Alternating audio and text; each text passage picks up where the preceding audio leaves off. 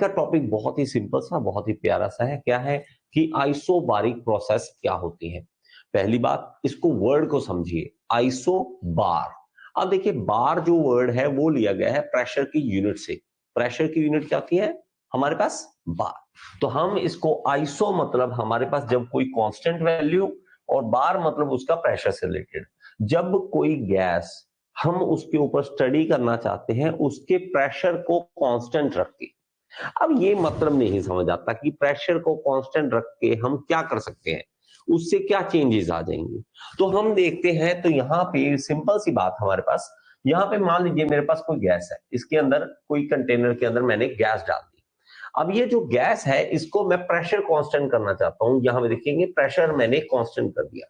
अगर मैंने pressure constant कर दिया है तो मैं इसको हीट अप करना चाहता हूं, इसको हीट करूंगा। प्रेशर, देखो समझो बात को, प्रेशर अगर नहीं बढ़ने देना चाहते तो आपको कुछ और उसको आजादी देनी पड़ेगी। अगर माइंड के ऊपर प्रेशर नहीं बढ़ाना चाहते, किसी चीज का प्रेशर नहीं बढ़ाना चाहते, आपको आजादी देनी पड़ेगी। आप हीट करो और ये वॉल्यूम बढ़ रहा है, और प्रेशर उतने का उतना ही है। प्रेशर इंक्रीज नहीं कर रहा है, यहाँ पे प्रेशर शो कर रखा है। मैं स्टार्टिंग से करता हूं, देखिए वापस लेके आता हूं। मान लीजिए अभी प्रेशर जो है 12.8 एटीएम, या हम कहें 1302 किलो पास्कल। यहाँ पे आपको साफ दिख रहा होगा 1302 किलो पास्कल हमारे पास प्रेशर है। अब मैं क्या चाहता हूं कि इसका हीट दूं, लेकिन प्रेशर ना बढ़े।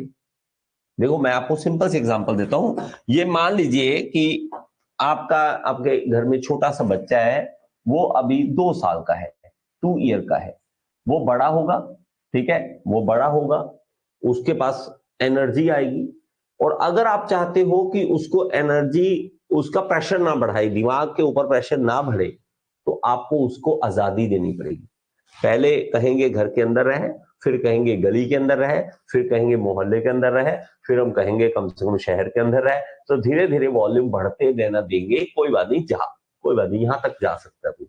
तो उसके अंदर हीट एनर्जी आ रही है, लेकिन प्रेशर नहीं दिमाग पे बढ़ने देना चाहते, तो उसका वॉल्यूम बढ़ने दो। उसका वॉल्यूम किस तरह से, अगर मैं हीट देता हूं तो ये देखो वॉल्यूम बढ़ रहा है, वॉल्यूम बढ़ रहा है। ओके, समझ रहे हो? तो टेम्परेचर यहां से बढ़ रहा है और वॉल्यूम यहां से बढ़ रहा है। तो वॉल्यूम और टेम्परेचर का आपस में रिलेशन यहां पे देखने को मिल रहा है। बात थोड़ी समझ आई या नहीं? हम क्या चाहते हैं, प्रेशर को कांस्टेंट करना चाहते हैं, तो उसके हिसाब से हम दिमाग लगाएंगे। हम क्या करेंगे, प्रेशर को कांस्टेंट रखेंगे। ये मेरे पास मान लीजिए यहाँ पे कोई कंटेनर है, मैं क्या करूंगा, यहाँ पे मेरे पास कोई, मान लीजिए सिलेंडर पिस्टन अरेंजमेंट सबसे अच्छा रहेगा, ये कर लीजिए एग्जांपल में, ये सबसे अच्छा रहता है। कि मान लीजिए यहाँ पे मेरे पास है, ओके, एक सिलेंडर है और यहाँ पर एक पिस्टन है। तो मैं अगर यहाँ नीचे से हीट अप देता हूं, इसको हीट करता हूं, तो मुझे इसको वॉल्यूम बढ़ाना पड़ेगा अगर मैं इसका प्रेशर कांस्टेंट रखना चाहता हूं। अगर मैं हीट दूंगा तो इसके अंदर का जो गैस है, वो क्या करेगा, यहाँ पे एनर्जी लेगा। तो हम उसका क्या चाहते हैं, कांस्टेंट प्रेशर रहे। कांस्टेंट क्या रहे, प्रेशर कांस्टेंट रहे। अब हमें एक चीज पता है, PV is equal to M R T, इस तरह से हम फॉर्मूला लगाते हैं। अगर मैं यहाँ पे प्रेशर को कांस्टेंट रखना चाहता हूं तो मुझे क्या लिखेगा, P is equal to M R T divided by V। तो ये P जो वैल्यू है कांस्टेंट आ जाएगा, कि इसको मैं कांस्टेंट रखना चाहता हूं, M R T by V। तो इस तरह से आप इक्वेशन को देख सकते हैं, इस तरह से आप इक्वेशन को देख सकते हैं। आई होप ये सिंपल सी बातें हैं, कोई ज्यादा मुश्किल बातें नहीं है। अगर मुश्किल बातें हो तो मैं आपको करूं कि यार डरो, इससे डरने वाली कोई बात है, इसमें कोई डरने वाली बात नहीं होगी। तो आपने आराम से इस चीजों को समझना है। अब इसमें अगर देखेंगे तो हमारे पास क्या है, एम और आर दोनों कांस्टेंट रह, क्या क्या टी और B, V, T by V जो है वो कांस्टेंट आएगा।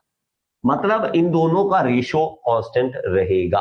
अगर मैं कहूं T1 bye V1 equal to T2 bye V2, तो इस इक्वेशन को लगा सकते हो। कुछ बुक इस तरह से लिखेंगे आपको T1 bye T2 equal to V1 bye V2, तो इस तरह से भी याद कर लीजिए, नो इश्यू। अगर आपको आइसोबारिक आ जाती है कोई वैल्यू, इसमें आइसोबारिक प्रोसेस आप यूज करते हो, तो T1 bye T2 V1 bye V2 दोनों इक्वल होंगे। अब मेन बात पता कहां आ जाती है, जब तक हम ग्राफ खुद नहीं बनाते। हमारी दिक्कत है कि हम ना तो हमने कभी वैल्यू ली, ना हमने कभी जी को गर्म किया, ना हमने किसी का वॉल्यूम देखा, तो हमें रट्टे से मारने पड़ते हैं, T1/T2 इक्वल टू V1/V2 बस याद कर लो, तो हम कभी करेंगे भी नहीं। ना हमने कभी गैस सिलेंडर लिया, ना हमने कभी आग जलाई, ना हमने टेम्परेचर चेक किया, तो ऑब्वियसली इसको याद रखना पड़ेगा। तो आप अगर ग्राफ बनाना चाहो तो ग्राफ बना बना के देख सकते हो, आप वैल्यू ले सकते हो, तो उस हिसाब से T1 कितना है एक वैल्यू लेके चलते हैं, तो आपको रेशियो बराबर देखने को मिलेगा। अब इसके अंदर हमें क्या क्या समझना है? सबसे पहले हमें यह समझना है कि वर्क डन की कैसे फॉर्मूला बनेगा।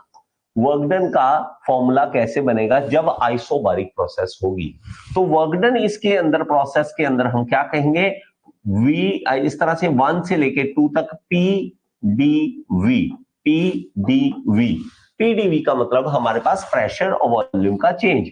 अब इसमें देखेंगे तो PdV, अब 1 है, मैं इसको करके दिखाता हूं, V1 से लेके V2 तक, और ये 1 इंटू dV, इस तरह से।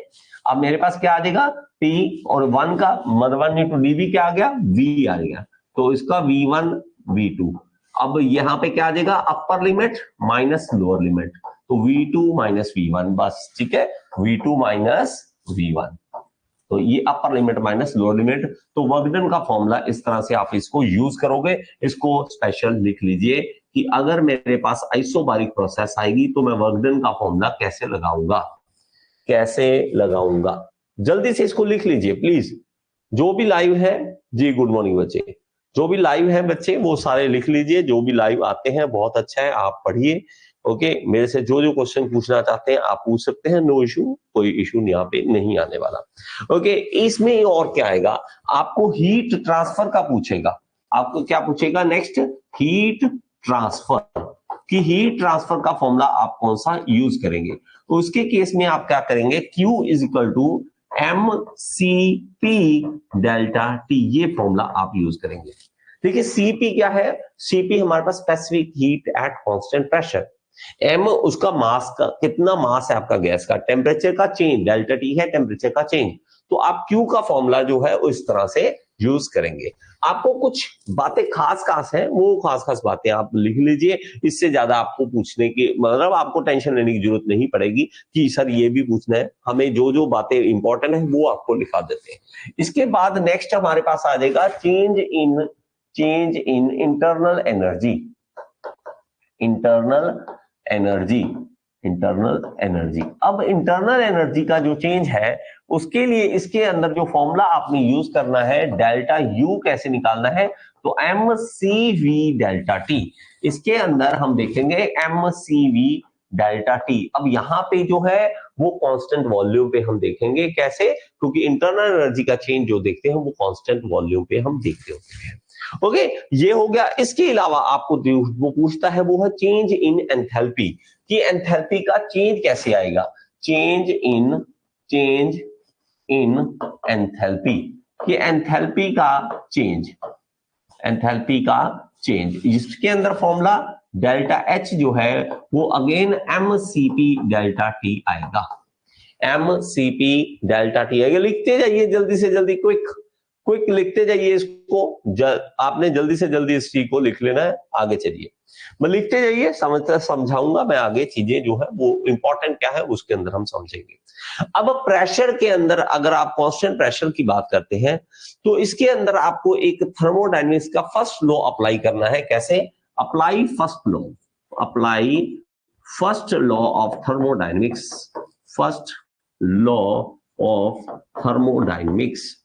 अब मेरे पास थर्मोडायनेमिक्स का लॉ क्या कहता है कि Q1 to 2 मतलब 1 से लेके 2 तक अगर कोई प्रोसेस कांस्टेंट प्रेशर वाली चल रही है, जिस तरह से मैंने आपको सिखाया कि यहाँ पे मान लीजिए पीवी डायग्राम मैं अगर बनाता हूं, यहाँ पे पीवी डायग्राम मैं अगर बनाता हूं यहाँ पर, तो P और V के बीच तो प्रेशर क्या है, कांस्टेंट, प्रेशर कांस्टेंट है, वॉल्यूम तो चेंज हो रहा था, आपने देखा था, तो यहाँ पे इस तरह का एक लाइन बन जाएगा और यहाँ पर आप इस तरह से दिखाएंगे इसको, प्रेशर कांस्टेंट आएगा, प्रेशर 1 से लेके 2 तक आप दिखाओगे, होकर वो कांस्टेंट होगा और वॉल्यूम बढ़ता जाएगा।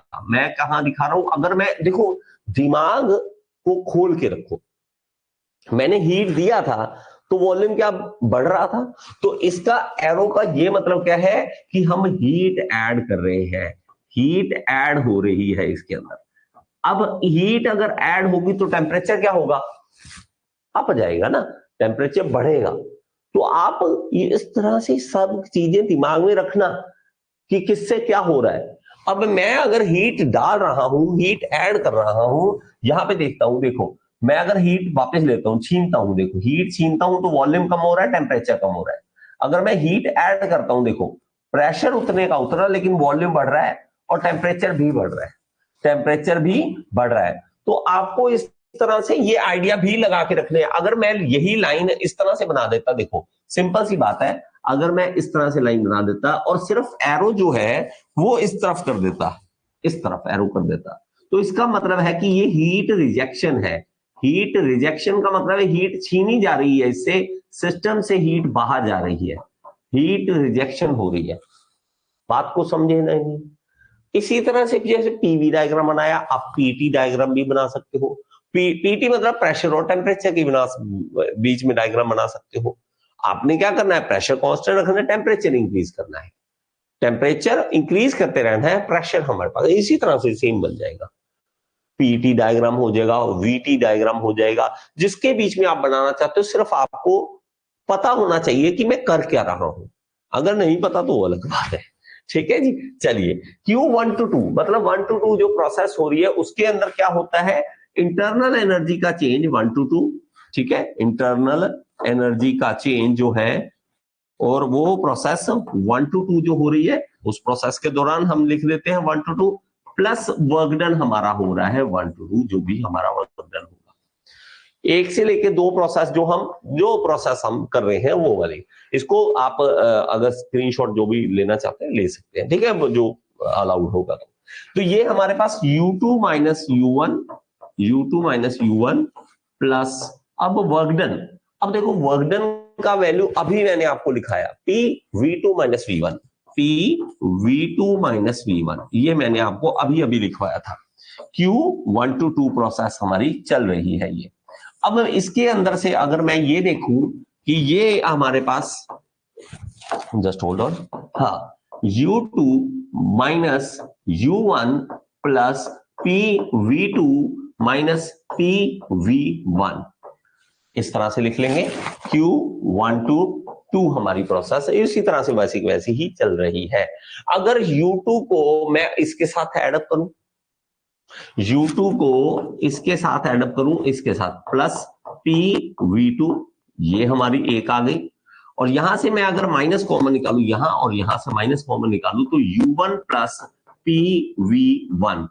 तो आपको एक ध्यान होगा कि एंथैल्पी का फॉर्मूला होता है U प्लस PV, मैंने आपको बताया होगा U plus PV, U plus PV, U plus PV, तो यहां पे H2 और माइनस H1। तो हमारे पास हीट ट्रांसफर अगर कोई पूछता है तो वो एंथैल्पी का चेंज आता है। अगर आपको आइसोबारिक में पूछता है, इन आइसोबारिक प्रोसेस ये क्वेश्चन आता है ऑब्जेक्टिव टाइप में, ऑब्जेक्टिव ने एसएससी जेई में बहुत ज्यादा आता है। प्रोसेस क्या होता है, हीट ट्रांसफर इज इक्वल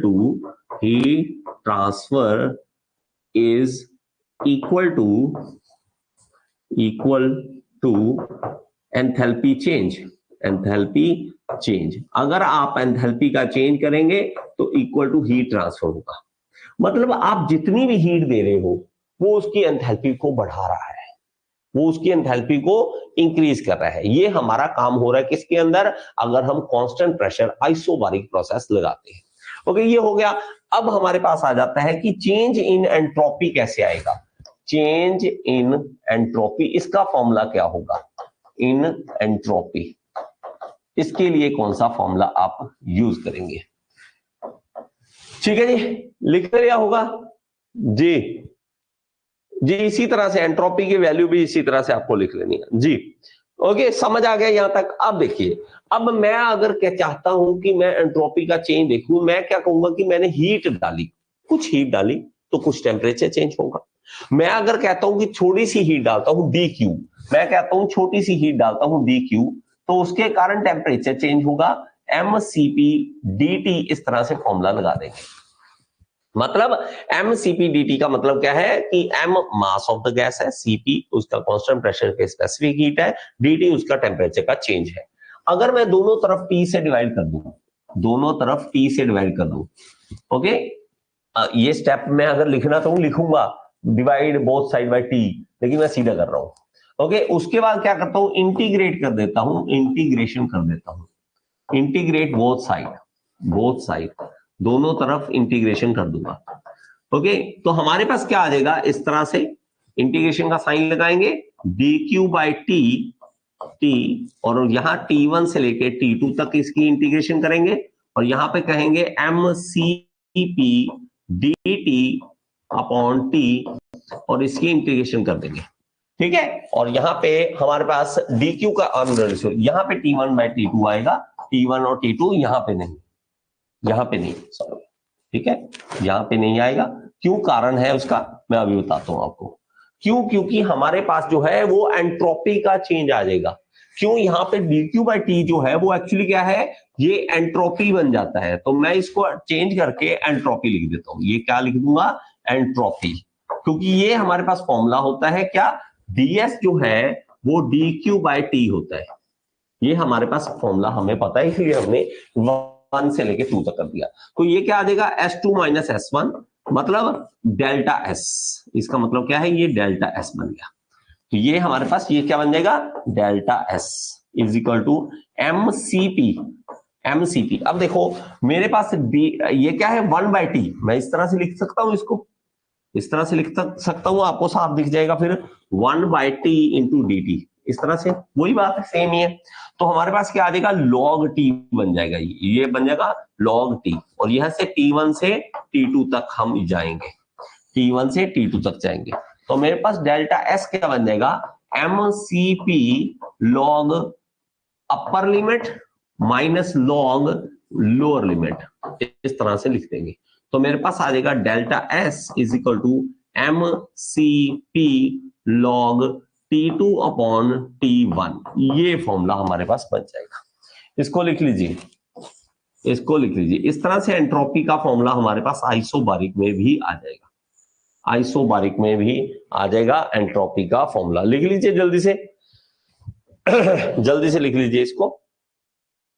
ये हमारे पास क्या आ गया कि जब हमने आइसोबारिक प्रोसेस में कौन कौन से फॉर्मूले लगाने हैं, कौन कौन से फॉर्मूले हमने यूज करने हैं, इनमें से कोई भी आपको पूछा जा सकता है। तो प्लीज इसको ध्यान रखें कि आपको कोई भी क्वेश्चन इसमें से पूछा जा सकता है, पूछा जा सकता है। प्लीज लिखो इसको जल्दी से जल्दी प्लीज। अगर किसी का क्वेश्चन है तो आप पूछ सकते हैं, नो इश्यू, ठीक है। और एक और चीज अगर आप देखोगे तो हमने T2 बाई T1 क्या है, V2 बाई V1, इसको भी चेंज कर सकते हैं, वो भी फॉर्मूला अलग से बन सकता है। तो बहुत सारे फॉर्मूले घुमा फिरा के इधर उधर करके हमें करने होते हैं। जहां पे जो फॉर्मूला आइसोबारिक है तो कौन सा लगाएंगे, आइसोकोरिक है तो कौन सा लगाएंगे, उस हिसाब से आपको करना होता है। आई होप आपको समझ आ गई होगी। ओके, चलिए